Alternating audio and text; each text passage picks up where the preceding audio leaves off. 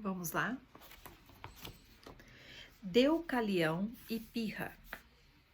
Quando vivia sobre a terra a geração de bronze, Zeus, o soberano do mundo, inteirou-se de suas terríveis transgressões e decidiu percorrer a terra em forma humana.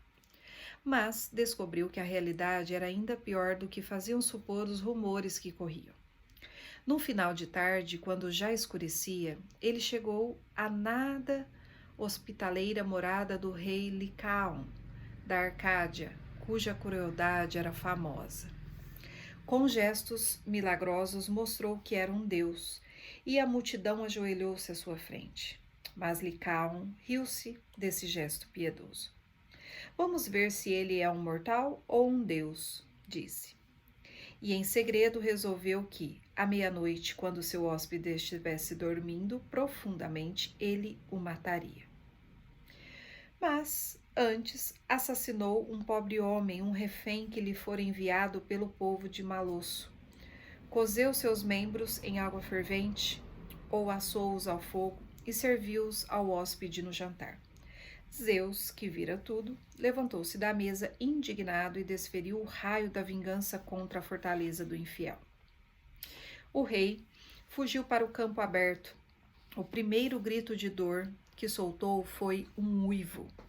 Suas roupas transformaram-se em pelos espesso. Seus braços transformaram-se em pernas.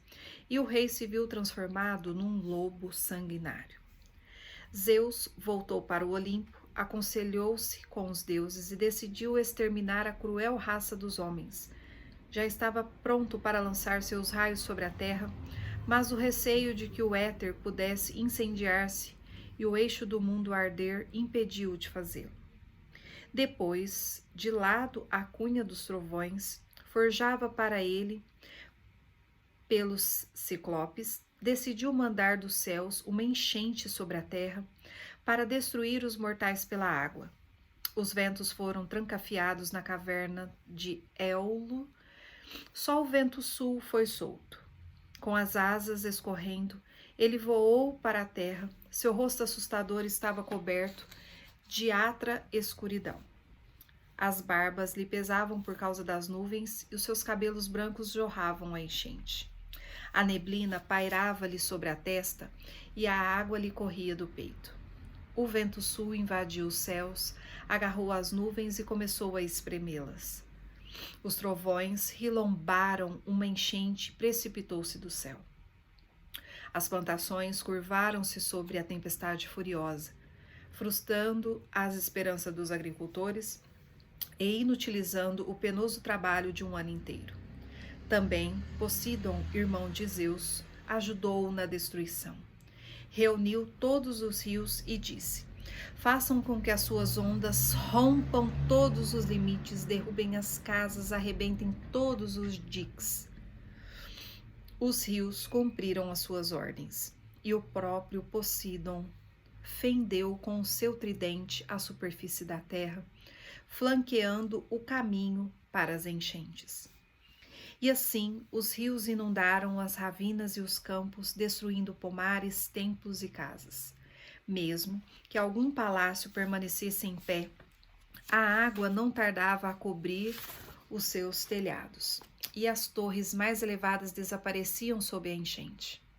Logo, se tornou impossível distinguir entre o mar e a terra. Tudo era um oceano infindo e sem margens. As pessoas tentavam salvar-se como podiam. Uns subiam as montanhas, outros embarcavam em canoas, remando sobre o telhado submersos de suas casas ou sobre as colinas de seus vinhedos, de maneira que resvalavam por elas. Os peixes nadavam entre os galhos, javalis em fuga eram tragados pela enchente. Povoações inteiras arrastadas pela água, e os que eram poupados pelas águas morriam de fome, sofrendo terrivelmente sobre os picos desertos das montanhas. 2 picos de um alto monte ainda apareciam sobre as águas na Fócida. Era o Parnaso. Foi para lá que Deucalião, filho de Prometeu, dirigiu-se. Ele recebera uma advertência e construíra uma barca com sua esposa Pirra. Jamais houve homem ou mulher que superasse esses dois em justiça e temor aos deuses. Depois que Zeus terminou de inundar o mundo, e dos milhares e milhares de casais humanos só restara um com vida. Ambos inocentes, ambos fiéis aos deuses, ele soltou o vento norte. Este dissolveu as negras nuvens e afastou a neblina, voltando a mostrar a terra, o céu a terra.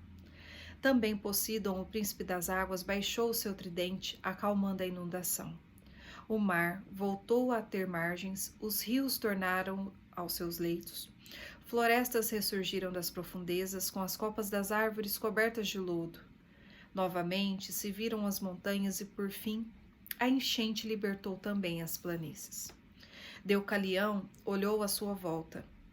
A terra estava destruída, coberta por um silêncio mortal.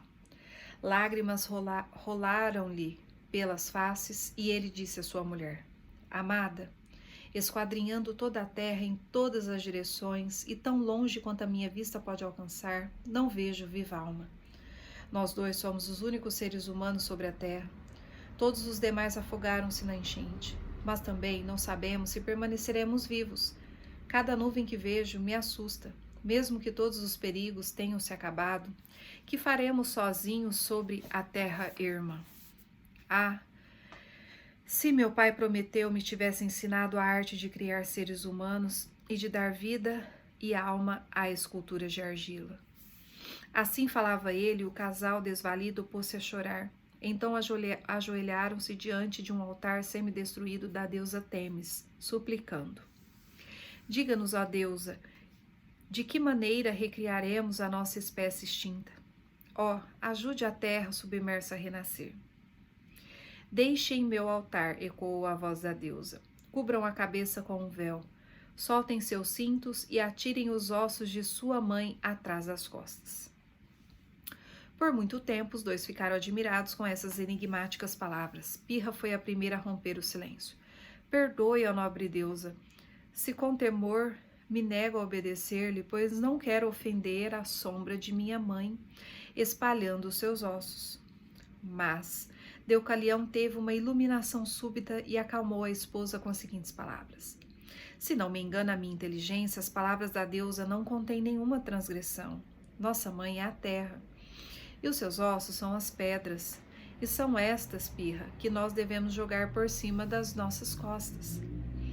Durante um bom tempo, os dois continuaram duvidando da justeza dessa interpretação, mas resolveram fazer uma tentativa. Então, afastaram-se, cobriram a cabeça, tiraram o cinto e, conforme lhes for ordenado, lançaram as pedras atrás de si. Aconteceu então um grande milagre. As pedras começaram a perder a dureza e a aspereza, tornaram-se maleáveis, crescendo e tomaram forma. Começaram a aparecer formas humanas, mas não definidas, e sim imagens grosseiras. Assemelhavam-se a esculturas que um artista começa a fazer a partir de um bloco de mármore. Porém, aquilo que as pedras contêm de água e de terra transformou-se em carne. O que era inflexível e rijo transformou-se em ossos. As veias das pedras permaneceram como veias. E assim com a ajuda da deusa, as pedras lançadas pelo homem logo tomaram forma de homens, as lançadas pela mulher, forma de mulheres. E ainda hoje a humanidade não nega essa sua origem. É uma espécie dura, que se presta ao trabalho e a cada instante nos lembra de onde surgiu. Mais tarde, Pirra teve de Deucalião um filho, Helen, o patriarca dos helenos, isto é, os gregos. Seus filhos foram Éolo, Doro e Chuto. É deles que descendem os eólios e os dórios. Sobre Chuto, comparar o mito de Íon. Página 159. Leremos também.